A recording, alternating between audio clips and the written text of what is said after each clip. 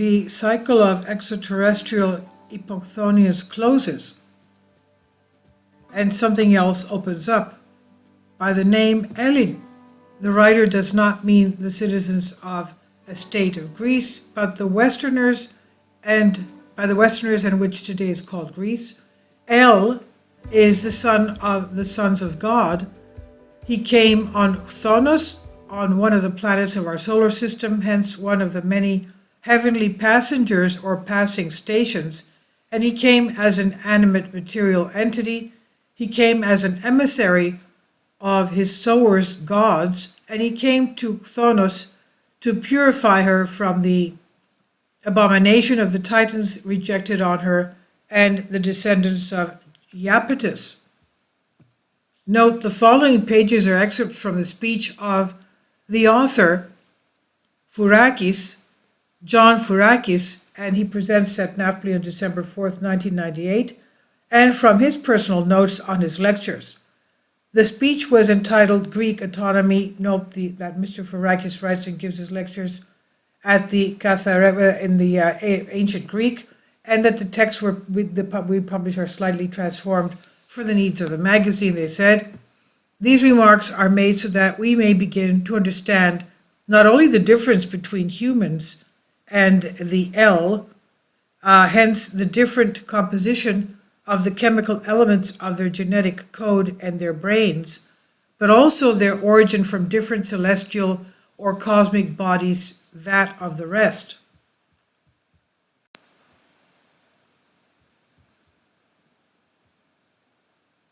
Who are the gods? Who were the Titans? And who are their descendants on our planet? And who are those who will be clean and pure to make special journeys and finally enter the temple, quote unquote? Whoever they are, it does not mean that they will be able to enter into his sanctuary and much more into his abbot. Only the elect and the excellent will enter the avaton, the area that is only entered by special priests. The Greeks, and who lives among us, who will enter, and they are the El. What the writer wishes is to inform you of some elements and facts that do not simply imply, but also clearly signal, a series of concrete and stable processes of the starting march towards the desired and sought-after goal, the renaissance of Hellenism. However, despite the fact that this process has already begun, we not only participate into the procedures of this initiation, but rather we interpose many and various obstacles with the aim not to suspend it, but to frustrate it. I could mention a very long series of them, but I will avoid it by pointing out only one. Simply pointing this out will have two main goals. The first one will aim at the possibility of causing us some irritations, which may encourage us to look for and identify some of the obstacles, and above all, our own contribution to their construction. The second one will be aimed at making it easier for the writer to inform you of a future event which will have as the sole objective, regardless of whether he achieves the final and definitive cancellation of the course of Hellenistic revival. The obstacle, therefore, which all of us consciously intervene in this process is the pressure we exert on the political leadership of Greece to lead us one by one to the ONE, the Economic and Monetary Union, and that is in the final phase of the destruction not only of the minimal remaining elements of the identity of the Greeks, but also of Hellenism. He's talking about here, this was before the Greece's entry into the European Union. Now, this pressure of ours, among our other consequences, also contributed to the fact that this leadership is already accepted on our behalf to host the coming spring in Delphi, the conference of the leaders of Europe and of the most important countries in the rest of the planet. The conference, which was supposed to take place last spring in Soudan and Crete, that which was aborted by some Greeks, has the following objective: to announce and discuss an impending alien attack against our planet. So they were going to talk about extraterrestrial attack on the planet Earth.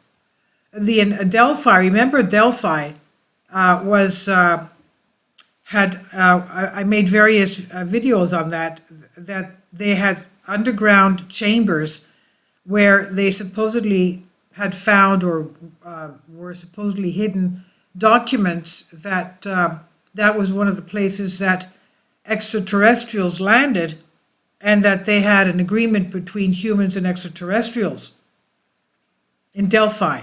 The Delphi Oracle was there. So they were supposed to have discussions to announce the impending alien attack against our planet, they said. He says, this announcement, which will of course be framed and supported by a series of data, regardless of whether these are fictitious, will have as its purpose the result of formal creation of a world government. It's self-evident that its leadership will be assigned to the US. This information undoubtedly raises a series of questions. Among them are the following two. One, since the US today, they have the essential leadership of the planet, why, through this conference, will they seek to take the formal one as well? The answer is because they don't have it. We think they have it, or rather they have convinced us that they have it. Not only do they not have the essential leadership of the planet, but not even the largest part of it. Even this department is not controlled by the official political military leadership, as it is not controlled by any of its many and various unofficial governments. From the government of the US, or rather the centers of power which it has constructed, developed, and tried to impose both on the nation and things that make up that country, as well as the nations and the nationalities of our planet, of the imminent alien attack against the earth. And not the true, Jews, if they still exist, are those who have constructed the frightening entity, but not only of the extraterrestrial invasion, but also of the arrival of the Antichrist. Before we try to address and answer the second question that arises from these, we must again emphasize the US is not the planet's lord. It's not because there are countries or groups on our planet which for various reasons are not only strong enough and capable enough to face the US and the most important organ of those in United Europe, but they also hold important pockets in the government of the planet. Among these countries which we consider negligible are starving North Korea, the defeated and destroyed Iraq, China, Russia, but also Greece. When I say Greece, I do not specify, of course, I do not mean the Hesperian state called Greece. And among the groups and organizations which hold and control some important pockets of the interplanetary government. Now, number two, the information about the planned assignment to the US and of the now typical leadership of our planet. They say that this will be assigned to it in order to deal with an imminent alien attack. And this information also raises the next question. Are there really extraterrestrials? And if there are, who are they and why do they threaten our planet? Well, it would not be only selfish but also absurd to think that we are the only inhabitants of the universe or even of our solar system. In the universe, in our galaxy, and in our solar system, there are, if you like, there must be other living beings and entities. That they exist or even that they should exist is not a modern label or position. Their existence is mentioned by dozens of ancient societies, and not only by Lucian. Who are these extraterrestrials, and whether they are friendly or hostile to the inhabitants of our planet is a question that is not easy to answer, since the search for an answer needs multidimensional research and discussions. What can be said here is the following. Almost all of the people living on our planet are punished and exiled. In other words, our planet is a place of punishment and exile. To the punishment and exiled inhabitants of this planet have been sent their teachers, their confessors, educators, humanizers. The last ones, according to the spirit, but also the letter of the ancients, are the Els or Hellenes, or the actual or imminent arrival of extraterrestrials is or should be considered a fact. The question raised by this remark is, in what structure and form did they come or will they come?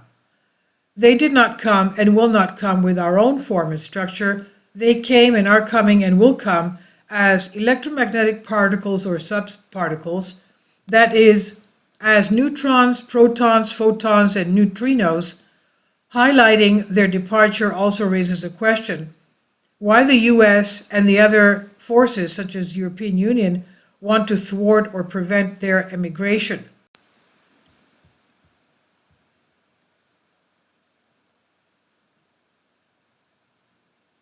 Who are behind these forces, and what are their plans, and how are they destroyed by the arrival of these extraterrestrials?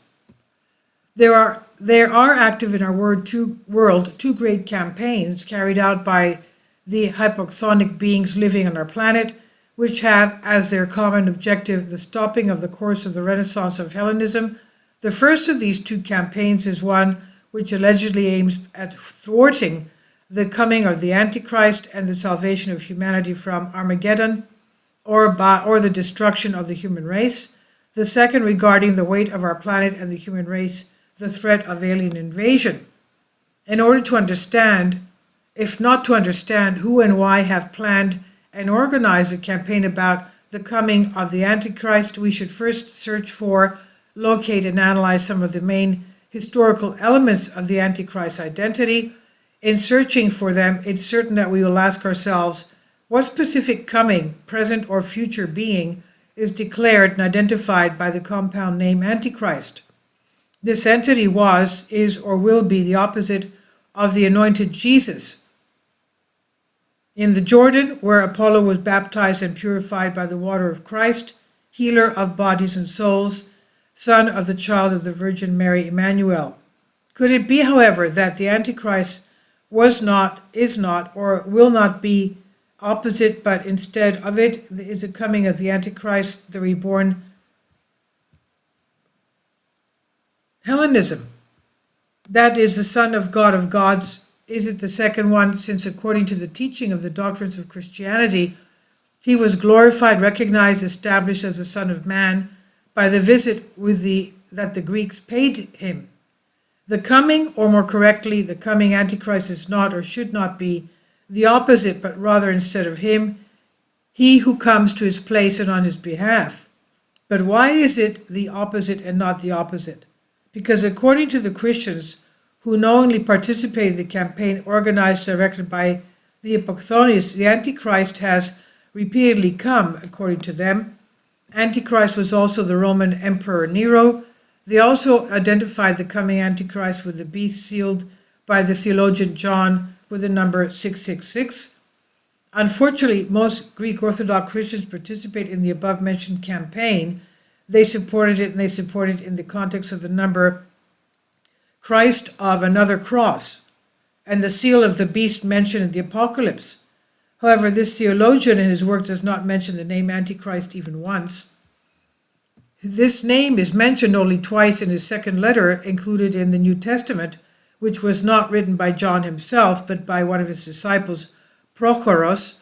An important fact is that the beast, quote unquote, where the number in question belongs to it and not to the Antichrist, with which those who organize and promote the aforementioned campaign identify the Antichrist, John declares it and identifies it with Greek numerical characteristics of the Greek number, letter of the alphabet XXS, that means Christ of a different cross, and not the Arabic number 666.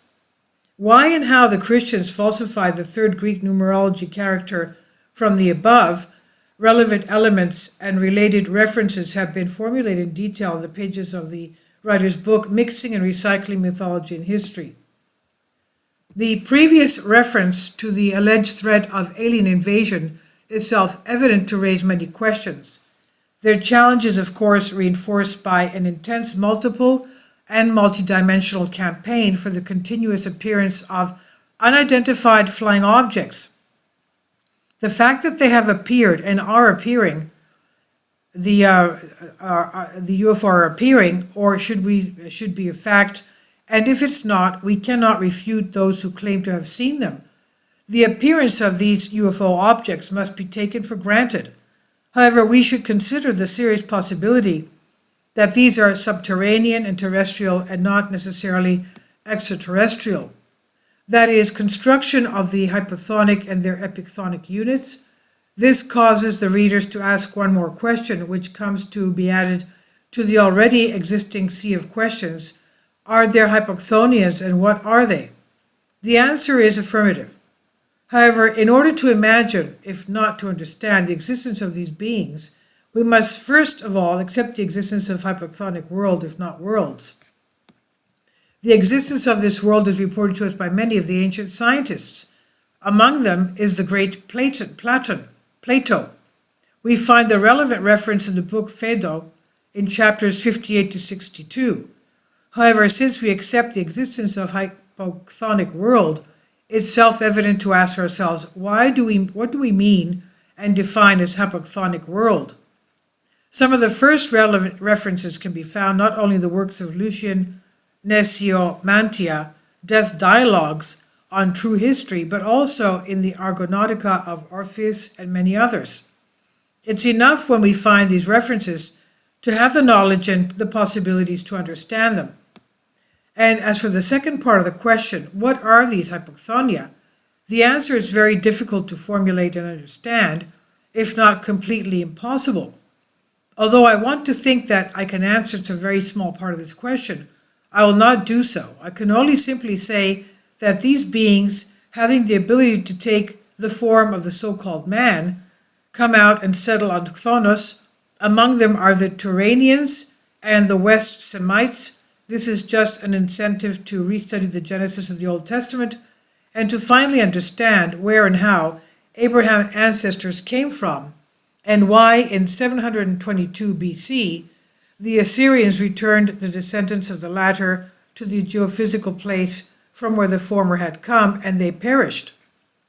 I also mentioned to you, since Turan denotes darkness as opposed to Iran, which denotes light, well, the whole multi-year, multifaceted, multidimensional campaign about UFOs, of the imminent attack of extraterrestrials on our planet, and the coming of the Antichrist is the work of the hypochthonians, where they still somewhat dominate the hypochthonians.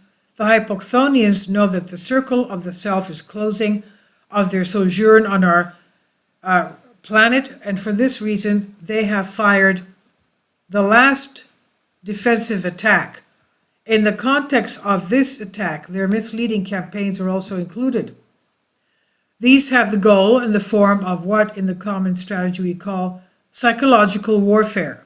In other words, they are intensifying their efforts to slow down the closing of the circle of their stay in their units, and having launched these misleading campaigns with the aim of persuading the Pythonians to oppose the imminent reappearance of the Chthonios and the reappearance of the El.